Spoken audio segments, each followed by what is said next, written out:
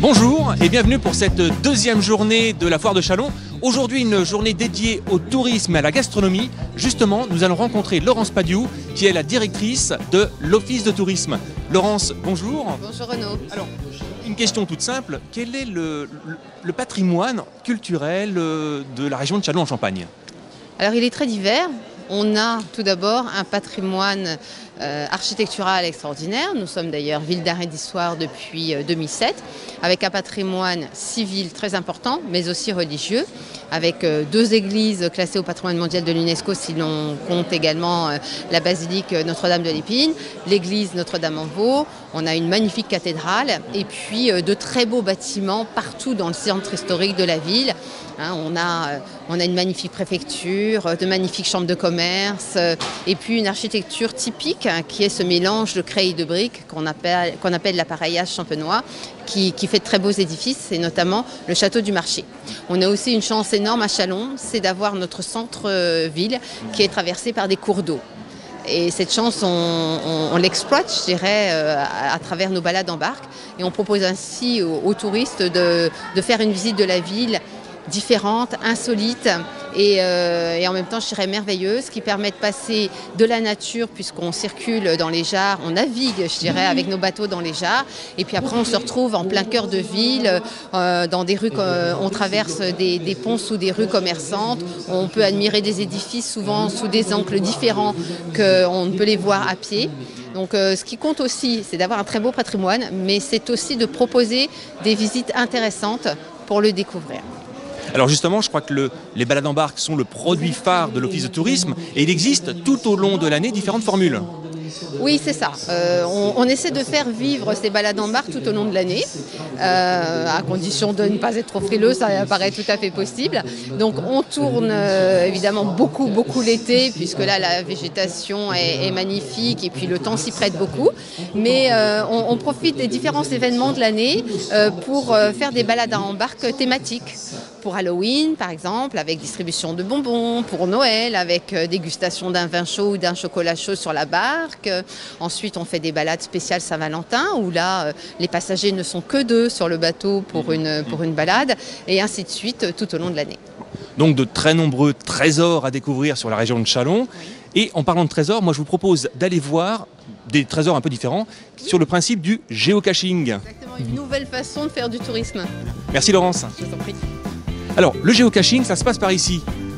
On a une équipe qui est là pour nous présenter et nous parler du géocaching. Alors, je prends quelqu'un au hasard. Bonjour. Bonjour. Les règles, qu'est-ce que c'est que le géocaching? Alors, le géocaching, c'est une sorte de chasse au trésor des temps modernes, puisqu'elle se pratique avec un GPS. Donc c'est une chasse au trésor qui peut se pratiquer dans le monde entier. Donc c'est pas uniquement en France, hein, ça peut être à l'étranger. Il y en a même une sur la station internationale dans l'espace. Ça fait un peu loin pour y aller? Un peu loin pour y aller, oui, oui. Il y a beaucoup de gens qui trouvent la cache? Faut qu'ils y aillent, hein, donc le nombre doit vraiment être compté. D'accord. Voilà. Alors quel est le principe même? Je trouve Quelles sont les règles fondamentales à respecter? Les règles fondamentales. Déjà, si vous trouvez une boîte, même par hasard, hein, donc, puisque c'est un trésor, l'idée c'est de toujours la remettre en place, de la protéger, de bien la camoufler, pour que les suivants puissent également la trouver. Hein. L'idée c'est que le trésor, on ne l'emporte pas avec soi, on le trouve, on inscrit son passage et puis on remet la boîte. Donc pour trouver où il peut y avoir une boîte près de chez moi, je me connecte sur un site internet qui s'appelle geocaching.com et puis vous pouvez voir par exemple ici, là on peut voir chaque petite icône est en fait une boîte qui là est cachée à Châlons en Champagne. D'accord. Okay. Hein, voilà. Donc il peut très bien y avoir des trésors juste à côté de chez moi sans que je le sache. Exactement. Ok, Voilà. Donc à découvrir, le géocaching.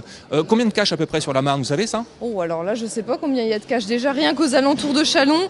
Est-ce que ça se compte en en dizaines, en centaines, en milliers? En centaines. Hein. Dans un rayon de 30 km autour de Châlons, je crois qu'on a dépassé les 500 caches, déjà. Voilà. Bon, donc pour les amoureux à la fois de la chasse au trésor, de la nature, de la découverte. De la balade, de la randonnée, voilà. Donc on a de quoi remplir nos week-ends. Exactement. Très bien. Merci beaucoup, bonne journée, merci. Moi je vous propose d'aller découvrir quelque chose d'assez exceptionnel, un trésor inconnu ou méconnu en Marne. Venez voir, suivez-moi.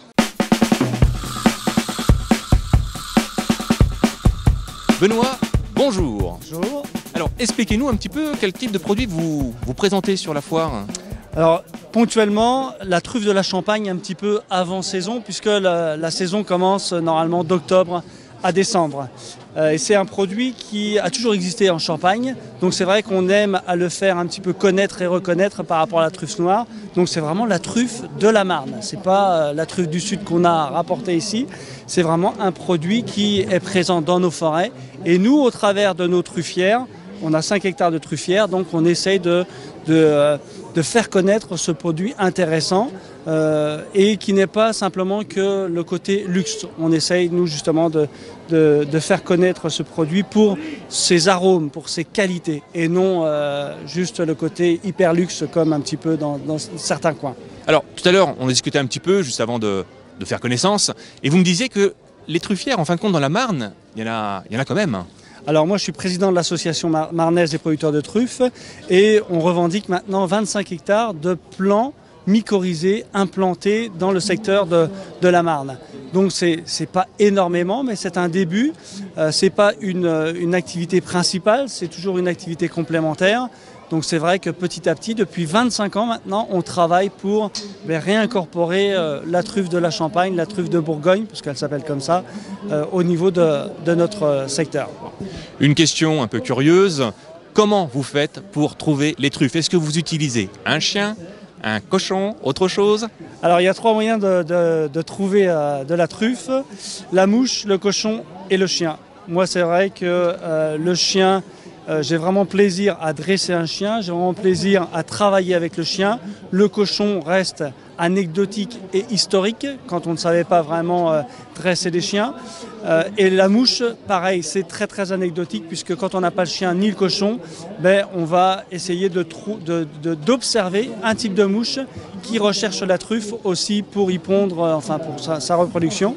Donc moi, le chien reste mon meilleur allié pour la chasse à la truffe.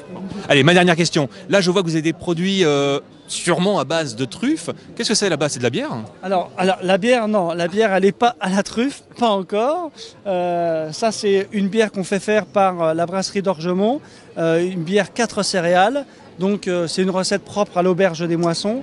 Mais par contre, on a un produit où là, c'est quelque chose d'intéressant puisque c'est du ratafia macéré avec de la truffe de la Champagne. Donc, il y a une recette bien particulière. Et là, on a une association sucrée, ratafia, truffe, qui va s'associer avec des fromages, avec du foie gras. Et c'est très très intéressant parce qu'on va retrouver et le ratafia en subtil, très très subtilement, et la truffe. Donc ça, c'est à découvrir. Ça, c'est un produit qui me semble très intéressant. Je vais le garder d'ailleurs. Merci Benoît. Merci.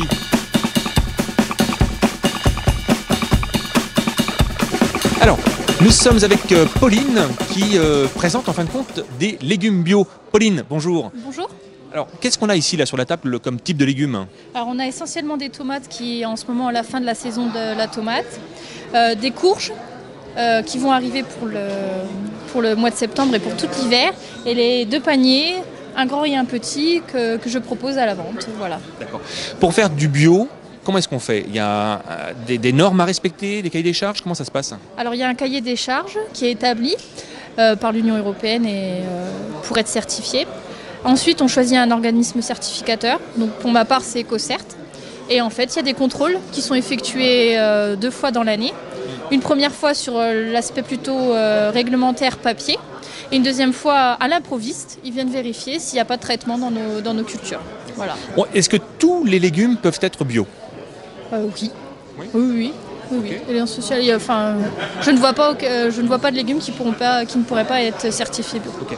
Le seul légume, mais on ne considère pas que c'est un légume, c'est le champignon. qui doit être fait sur un substrat. Et là, ils sont encore en recherche de substrat bio. Il y en a qui existent, mais c'est vraiment les débuts. Voilà. Alors on dit souvent, oui, le bio c'est peut-être meilleur, mais c'est plus cher. Qu'est-ce qu'il en est? C'est peut-être meilleur. Je ne pars pas sur ce principe-là. Moi, je pars déjà sur le principe que déjà manger de saison, obligatoirement, c'est meilleur. Voilà. Parce que les légumes, ils ont eu le temps de pousser à la bonne saison. Ils ne sont pas décalés, donc obligatoirement, ils sont bons. C'est plus cher. Obligatoirement, on travaille avec nos mains. On n'a pas des techniques de désherbants chimiques, donc c'est nos mains ou le tracteur. Donc obligatoirement, ça coûte un peu plus d'argent. Mais beaucoup des légumes sont à valeur égale, à peu près pareil que le conventionnel. Le plus important, manger le bon légume à la bonne saison. Voilà, c'est exactement ça. Manger le légume à la bonne saison. Même qu'il soit conventionnel ou bio, déjà manger de saison. C'est déjà recaler les choses, quoi. Voilà. Très bien. Merci Pauline. Alors, on va changer de sujet en fait, parce que là on parlait des légumes. Moi je vous propose de parler chocolat maintenant. On va aller voir la Grappeline. C'est parti. Justement, pour vous parler de la Grappeline, nous rencontrons Madame Carieux, qui est responsable du développement économique de la région chalonnaise. Madame Carieux, bonjour. Bonjour. Quelle est l'histoire en fin de compte de cette Grappeline? La Grappeline, c'est une spécialité qui a été lancée à l'origine par le Conseil économique et social et environnemental de Châlons-en-Champagne. L'objectif, c'était de donner une coloration gastronomique à Châlons qui manquait de produits finalement touristiques spécifiques à la ville. Et le Conseil économique et social a décidé de lancer un concours pour la création d'une friandise en chocolat avec un petit cahier des charges qui consistait à associer des ingrédients de la Champagne, c'est-à-dire le sucre, c'est-à-dire le champagne ou le marc de champagne notamment. Et donc ce concours a été organisé au niveau du centre de formation des apprentis de Châlons-en-Champagne. Alors, ça ce sont les ingrédients, vous avez cité les ingrédients, tous les ingrédients, on a la recette, la complète? Alors effectivement, la recette a été mise au point par Justine Leloup, qui était une apprentie du centre de formation et qui a été lauréate du concours. Cette recette, elle appartient actuellement à la communauté d'agglomération et elle est déposée à l'Institut national de la propriété industrielle, donc elle est confidentielle normalement. Bien entendu, lorsqu'on déguste la Grappeline, on retrouve un certain nombre d'ingrédients qui sont non seulement le sucre, le marc de champagne, mais également du caramel, du beurre et puis du chocolat de première catégorie. J'ai bien compris, on n'aura pas la recette exacte. Je ne serai pas prêt ce soir pour tenter de faire la Grappeline. La recette est bien gardée. Alors, cette Grappeline, elle est là, elle est superbe. Comment est-ce qu'on peut à la fois la consommer, l'offrir ou pourrait-on l'acheter ? Alors la Grappeline a été conçue pour bien sûr être offerte lors des grandes fêtes comme Noël ou Pâques, on consomme beaucoup de chocolat. Elle est conditionnée en 3 packages qui sont la boîte de 12, la boîte de 6 et la boîte de 2. Elle est produite actuellement par 2 fabricants. Le principal fabricant de Châlons, c'est Monsieur Letroux, pâtissier chocolatier Place de la République. Et elle est également produite par un chocolatier d'Ailly qui a accepté également de nous aider à développer le réseau de production et de distribution. Voilà. Est-ce que je me trompe? C'est un produit qu'on consomme? C'est un produit qui se consomme bien au moment des fêtes. Ou maintenant?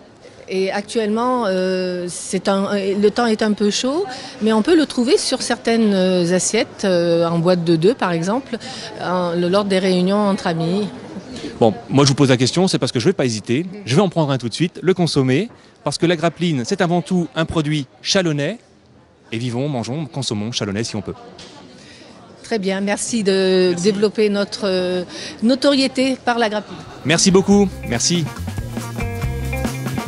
Alors oui, je confirme, la Grappeline, c'est très très bon, mais après je vous conseille un petit peu d'exercice. Alors certes facile, mais on y va.